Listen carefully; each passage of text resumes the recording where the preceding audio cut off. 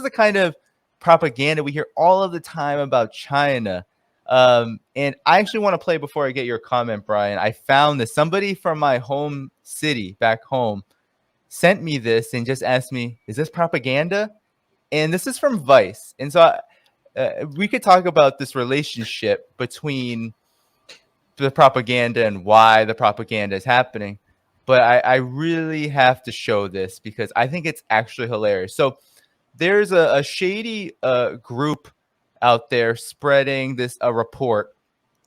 And they're called the Safeguard Defenders. And Vice is repeating what they're saying and claiming something ridiculous. And now they're claiming that they visited, and we're gonna play the video in a second. Hopefully, I'll reload it so we can get from the beginning. But they're claiming that there are secret police stations and spies all over the UK and other countries as well, posing as other things. So we got to hear this. It's a very short reel, but let's do it.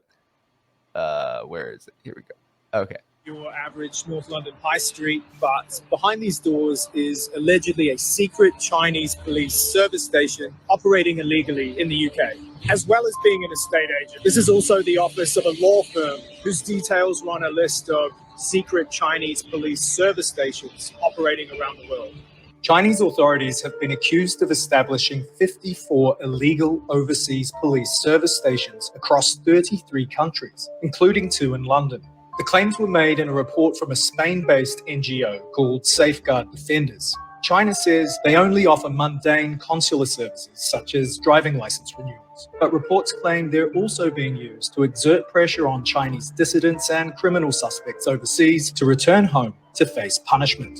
I spoke to an employee of the estate agent, and he told me that his boss, the director of the law firm, frequently has Chinese people visiting his office for help. He said he didn't know what to make of the claims, but that they'd previously made his office the target of protests against China, particularly against its treatment of the Uyghurs. Since the publication of the report, these police service stations have come under intense scrutiny, with the Irish government ordering one in Dublin to close and investigations underway in the Netherlands, the UK and Canada. For now, precisely what goes on behind the doors of these buildings remains something of a mystery, but it seems their days of being able to operate in the shadows are numbered. So this is a real estate building, but there's Chinese police and spies in them. That's the level of narrative we're hearing now. It sounds something out of the Red Scare, right? 1950s. There's Reds underneath your bed. And the Safeguard Defenders, I was doing a little bit of research on them. They used to be called something called the Chinese Urgent Action Working Group. They were funded by the NED and, of course, the European Endowment for Democracy. And they then became a shadier group called the Safeguard Defenders, run by this guy, Peter Dahlin, who used to work for the Swedish government. And he actually is being pursued by the Chinese government for doing illegal activities in China back when that working group that he used to be leading was operable there. So nonetheless, he's considered this. He's won the Magnitsky Award, which of course now has sanctions named after them. He is an astroturfing imperialist, and that's. I mean, anyway, your reaction to this propaganda, because it always feels so convenient that it comes up in this time where China is talking about what it's going to be doing in the future, and also reviewing its past and present after this Congress.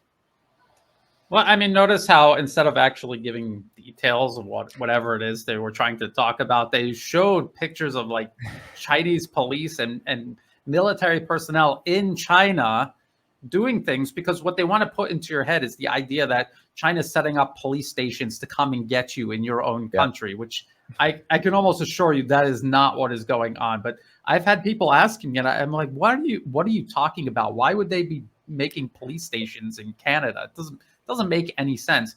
Do nations have people that are working with the embassy or with diplomats to keep track of citizens from their country doing bad things in other people's countries? Surely every country has staff doing that. Is that what they're talking about? I don't know, because they were too busy showing Chinese police marching around in China. And this Safeguard Defenders, I am almost certain, is the organization that one of the organizations that I covered behind the so-called Uyghur Tribunal, which was set up by the World Uyghur Congress based in Washington, D.C., funded by the U.S. government.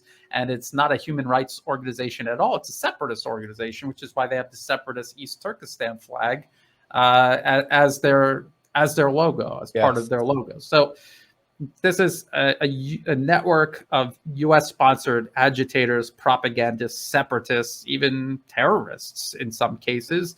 And this is what they do to every country around the world. China is their biggest focus, because China is surpassing them. Yes, the Uyghur Tribunal. There it is. Yeah, they testified at it, of course. And anyone who testified in it was part of also organizing that sham thing, because that's what they did. They just talked amongst themselves. I did a few videos and some articles about the Uyghur Tribunal, and I showed all of the evidence, primary sources from the NED's website, from the websites of these organizations or Western news articles that admitted they were funded by the U.S. government.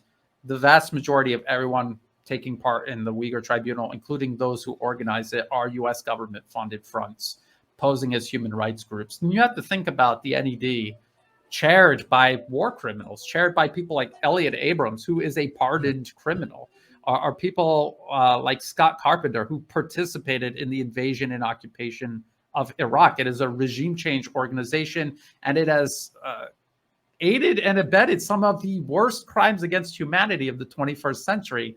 And these are people who are supposed to be keeping tabs on China, or are they trying to create a pretext to start another conflict, this time with China? People have to tread very carefully with this. This idea that the Chinese are setting up police stations in these countries and no one knows about it is ridiculous. It is ridiculous.